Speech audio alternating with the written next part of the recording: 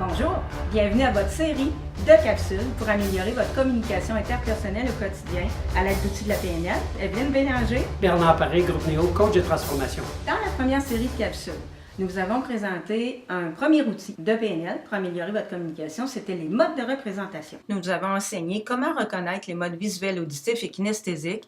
Et dans nos capsules suivantes, nous vous avons montré comment vous pouvez utiliser vos connaissances sur les modes visuels, auditifs et kinesthésiques dans différents secteurs de votre vie. Dans votre couple, dans le décor et l'ambiance d'une maison ou d'un commerce, dans la vente, dans les apprentissages et aussi pour faire comprendre subtilement à vos invités qu'il est temps de partir sans avoir à dire un mot. Et aujourd'hui, on débute une série de capsules pour un deuxième outil de la PNL pour améliorer votre communication et ça s'appelle les mouvements oculaires. Mais nous, on a donné un autre nom à ça. On appelle ça les yeux qui parlent. Les yeux parlent? Bien oui, les yeux parlent, on va vous expliquer ça. Qu'est-ce que c'est justement? C'est une fonction neurologique, c'est où les yeux vont pour aller chercher l'information. Quel endroit la personne va chercher son information. Et pour une personne qui est visuelle, elle va aller chercher son information, ça va être en haut. Et quand ses yeux vont en haut, sur sa gauche, elle va chercher l'information dans son visuel passé. Et quand ses yeux vont en haut, sur sa droite, elle va chercher l'information dans son visuel construit ou son visuel futur. Par exemple, je te demande de vérifier les yeux, Evelyne. Quelle était la couleur de ta première voiture? Bleu pâle. OK, donc, elle a été chercher son information en haut, à sa gauche. C'est là que sont stockées toutes ces images. On a posé une autre question. J'aimerais que tu, lors de tes dernières vacances, décris-moi ta chambre d'hôtel. Oh, elle était magnifique avec une belle porte patio qui donnait sur la plage. Elle était là. C'est important qu'elle soit là. C'est là qu'elle va chercher son information. Donc, ce qui est très important... Bien, c'est que quand la personne, vous lui posez une question sur son passé et que ses yeux s'en vont en haut à gauche, sur sa gauche, bien, c'est qu'elle est en train de se faire des images, d'aller chercher l'information en termes d'images. Donc, vous avez à vous adresser à elle en termes de visuel. Ah oui, c'est ça. Parce qu'elle, elle voit des images. Qu'est-ce que ça pourrait être la question aussi qu'on pourrait poser? Si la personne va là, vous remarquez, par exemple, qu'elle est rendue là, elle est en train de voir des images, comme on vient de dire. Donc, la question que vous posez, qu'est-ce que tu vois? Et ça, c'est le fun, c'est qu'elle va se sentir interpellée. Parce que c'est ça le but aussi des mouvements oculaires, d'aller dans le modèle du monde de la personne, d'aller dans son mode de représentation. Donc, elle est là, qu'est-ce que tu vois? Et là, vous allez passer pour un expert en communication. Ne demandez pas qu'est-ce que tu dis. C'est ça. Et puis, quand la personne regarde en haut, sur sa droite, elle est dans son visuel construit. Visuel construit, effectivement. Qu'est-ce que c'est au juste? Visuel construit, c'est que la personne est en train de se construire une image. Les créateurs, les artistes vont souvent là, ou tout simplement qu'une question, Evelyne va me poser une couple de questions que je ne sais pas, là, et puis à ce moment-là, je vais être obligé de construire une réponse. Donc, en visuel, pour aller voir mon œil, automatiquement, mon œil s'en va là. Si je n'y vais pas, je ne serai pas capable de le voir, la réponse.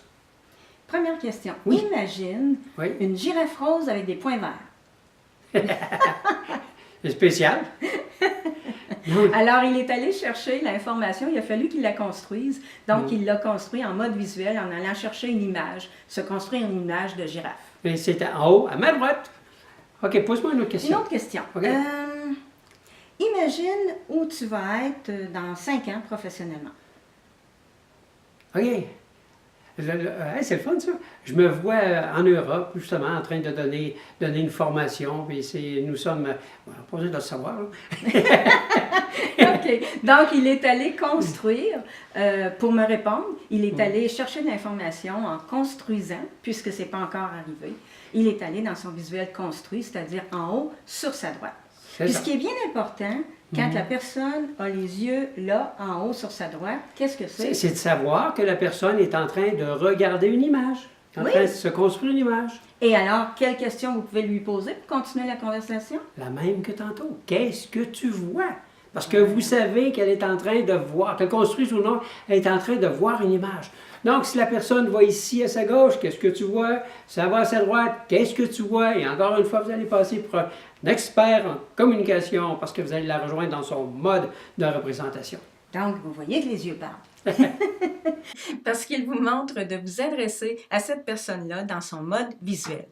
Et pourquoi c'est important aussi de savoir ça? Bien, là, vous comprenez maintenant que quand vous parlez à quelqu'un, et que ses yeux s'en vont sur sa gauche en haut ou sur sa droite en haut, c'est pas par hasard. C'est pour aller dans son mode visuel, pour voir des choses. C'est là qu'elle va chercher son information visuelle. Ça, c'est neurologique. C'est comme si c'était... Ça. c'est un réflexe. La personne ne fait pas exprès pour aller là.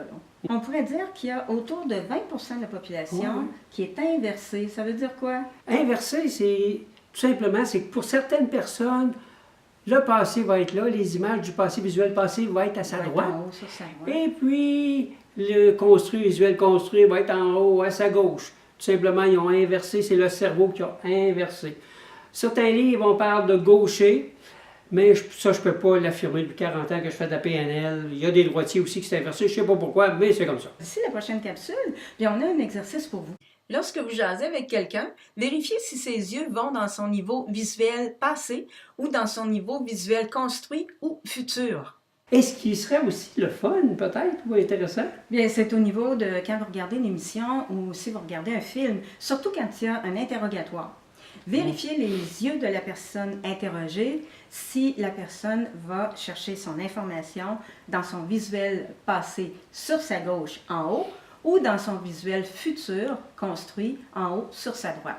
C'est toujours intéressant de voir que les yeux ne vont pas là pour rien. C'est comme ça que la personne va chercher son info. donc en haut à droite, elle construit, en haut à gauche, elle est dans son passé.